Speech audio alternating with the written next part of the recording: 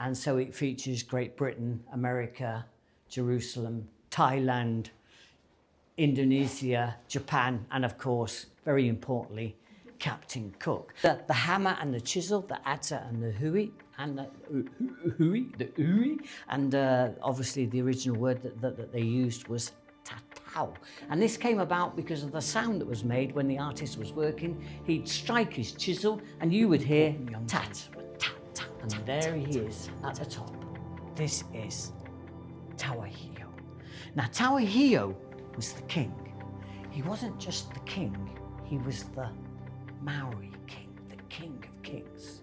Very, very well respected and a fierce, fierce warrior. And here featured in the main gallery is our wall of fame. And so as you can see, we have these wonderful posters on some of the shows that I've been on, and I get the tattooists to sign them. And obviously I haven't got a clue who signed what because it's all gobbledygook to me.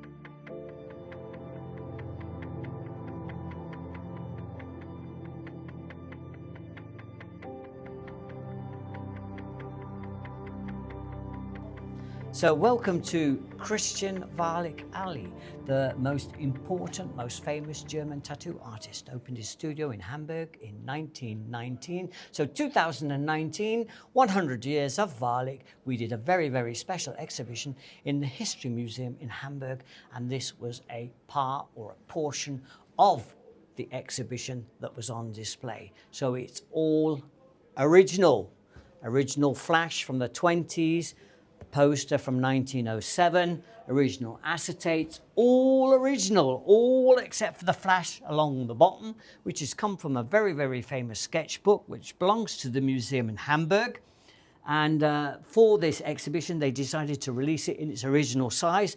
And one of the most famous designs is obviously the devil's head, which is in their book, because they were using this for all their advertising that they were doing. So it's in their sketchbook, but I have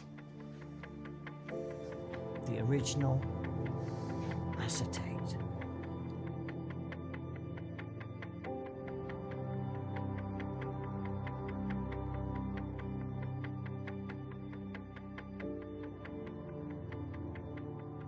This machine was built in 1947 by Sailor Jerry for Carrie Barber, and then when he found out she was a woman, he wouldn't let her have it. And the other machine, the tribute machine here, came from Lucky Tattoo Supplies in America. So it's not a real Sailor Jerry machine, but it's been made from the cast from Sailor Jerry. So it is a real Jerry, but not made by Sailor Jerry. So it's actually cast from the Sailor Jerry cast. By this form here on the wall, and it's an original form from what used to be East Germany, and so they could mark down all your tattoos. And so if you got a tattoo while you was in jail in East Germany for this horrendous crime, you would get 3 months solitary confinement in a cell that would go up to the orange line. Your bed would be on the wall, and you'd have to fold it down and fold it back up, and then you get your bucket and you'd have to do all your business in your bucket. 3 weeks or 3 months solitary confinement for this horrendous, horrendous crime. What's very important in this gallery is this poster that I've had made, which is from one of my books. And this is Cesare Lombroso. He was an Italian criminologist. And he had a theory. His theory was very, very easy. It's very, very simple. It's easy. If you're tattooed, you're a criminal.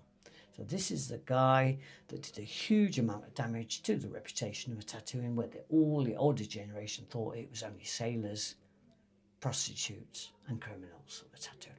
Well, let's think about this. Well, in the Victorian times, it was very, very difficult to actually identify somebody. You would be identified by your height, the colour of your hair, well, if you've got any, and of course, the colour of your eyes.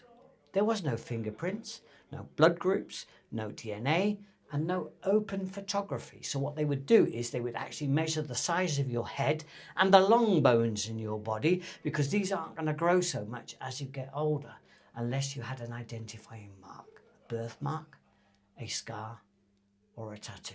Then it made it simple for them to actually identify you. So it makes no sense whatsoever that if you was a criminal, you would go off and get yourself a mark so you could be identified.